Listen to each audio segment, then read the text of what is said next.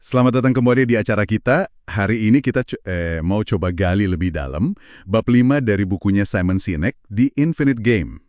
Judul babnya aja udah menarik nih, tanggung jawab bisnis direvisi. Langsung bikin kita mikir, emang bener ya tujuan bisnis itu ya cuma cari untung aja? Sumber kita ya bab ini, dan misi kita coba bedah bareng-bareng apa sih arti tanggung jawab bisnis kalau dilihat dari kacamata permainan tak terbatas atau infinite game ini. Ya, konsep infinite game ini kan intinya melihat bisnis itu bukan kayak lomba lari yang ada garis finishnya ya. Tapi lebih ke permainan yang ya tujuannya untuk terus bermain, terus berkembang. Nah, ini langsung nabrak banget sama pandangan yang dominan. Pandangan yang mana tuh? Itu loh gagasannya Milton Friedman yang populer banget sejak tahun 70-an gitu. Dia bilang kan, tanggung jawab sosial bisnis itu ya cuma satu aja. Naikin laba buat pemegang saham. Udah titik. Oh iya. Itu sering banget kita dengar ya. Fokus banget ke hasil akhir, ke profit. Betul. Tapi Sinek nunjukin di bab ini kalau pandangan itu sebenarnya ya relatif baru loh. Dan ada konsekuensinya. Konsekuensi gimana tuh? Jadi gini, kalau kita bandingin sama pemikir sebelumnya kayak Adam Smith gitu ya, dia ngelihat profit itu lebih sebagai hasil, akibat dari kita melayani masyarakat, bukan satu-satunya tujuan. Nah, fokus sempit ke laba ala Friedman ini seringnya malah bikin perusahaan mikirnya jangka pendek aja. Jadi kayak finite mindset gitu. Oh, jadi ngejar target kuartalan atau tahunan gitu ya? Iya, persis. Fokusnya menang dalam periode waktu tertentu. Kadang-kadang, ya itu tadi, bisa mengorbankan kesehatan perusahaan dalam jangka panjang. Dampaknya apa aja tuh kalau mikirnya pendek terus? Kayaknya di bab ini disinggung juga ya? Banget. Disebutin tuh strategi kayak PHK massal biar angka kelihatan bagus, terus motong anggaran riset dan pengembangan atau R&D, atau ya cuek sama dampak lingkungan. Hal-hal kayak gitu jadi kayak dianggap wajar aja gitu, demi profit sesaat. Ini kan bisa bahaya, bisa ngerusak kepercayaan, inovasi dari dalam juga mandek. Masuk akal sih. Jadi kayak pemegang sahamnya bukan pemilik, tapi penyewa aja gitu ya. Yang penting untung cepat. Nah, itu dia. Terutama pemegang saham institusi yang gede-gede itu kan, mereka seringnya bertindak kayak gitu, pengennya untung instan, bukan kayak pemilik yang benar-benar peduli sama masa depan perusahaan.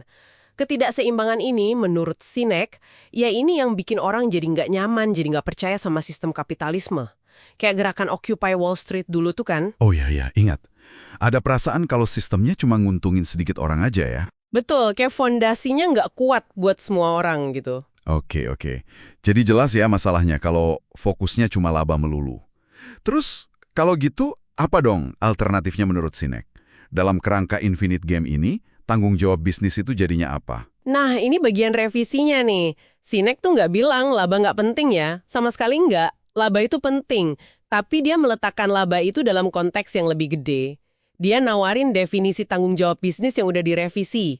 Yang lebih pas buat keberlanjutan jangka panjang. Oke, gimana tuh definisinya? Intinya menyeimbangkan apa yang dia sebut kemauan atau will, ini kayak visi, semangat, dukungan orang-orang, dengan sumber daya atau resources. Sumber daya ini ya aset, modal, termasuk juga laba di dalamnya. Menarik. Jadi laba itu bagian dari sumber daya. Nah, terus masuk ke 3 pilar itu ya. Ini nih yang menurut saya keren banget. Iya betul, Sine ngusulin ada 3 tanggung jawab utama yang saling nyambung. 1, memajukan tujuan mulia, just cause. Ini visi jangka panjang yang ngasih inspirasi. Sesuatu yang lebih gede dari sekedar produk atau duit. Ini kenapanya perusahaan ada. Why-nya ya.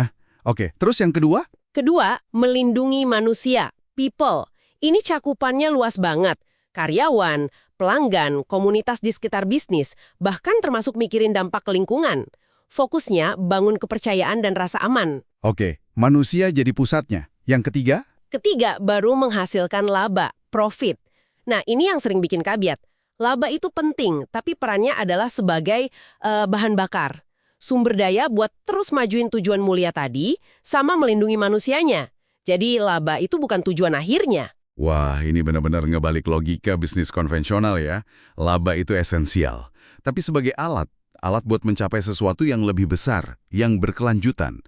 Bukan tujuan tunggal yang dikejar mati-matian. Persis, ketiga pilar ini harus seimbang jalannya. Kayak fondasi bangunan lah. Kalau satu aja rapuh, ya keseluruhan bangunannya bisa goyah dalam jangka panjang. Jadi, kemauan buat capai tujuan mulia itu harus didukung sama sumber daya yang cukup, termasuk laba. Dan sumber daya itu dipakai buat melindungi orang-orang yang terlibat di dalamnya. Jadi ini semua artinya apa nih buat pendengar kita? Buat Anda semua yang dengerin? Iya, kalau kita paham perspektif Infinite Game sama 3 pilar ini, cara kita ngelihat perusahaan bisa berubah loh. Entah itu tempat kita kerja, tempat kita investasi, atau sekedar milih mau beli produk dari mana. Jadi kita bisa lebih kritis ya, nggak cuma lihat laporan keuangannya aja. Betul, kita jadi punya kacamata baru buat menilai. Perusahaan ini dibangun buat tahan lama nggak sih? Beneran ngasih dampak positif nggak? Peduli nggak sama orang-orangnya? Atau jangan-jangan cuma fokus ngejar angka kuartal berikutnya aja, yang mungkin kelihatannya bagus di luar tapi ya fondasinya rapuh.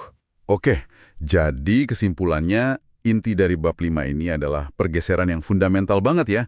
Dari bisnis yang tujuannya cuma laba, jadi bisnis yang punya tujuan mulia, terus pakai laba sebagai bahan bakar buat ngejar tujuan itu, sambil ngelindungin aset paling pentingnya, manusia.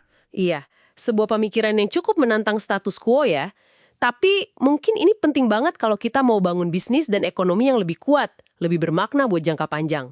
Nah, sebagai penutup nih, kita mau tinggalin satu pertanyaan buat Anda renungkan.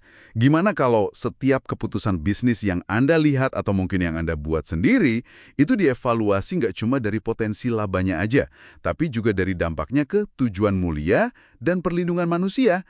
Kira-kira perubahan apa ya yang bakal terjadi di sekitar kita? Coba direnungkan. Sampai jumpa di pembahasan kita berikutnya.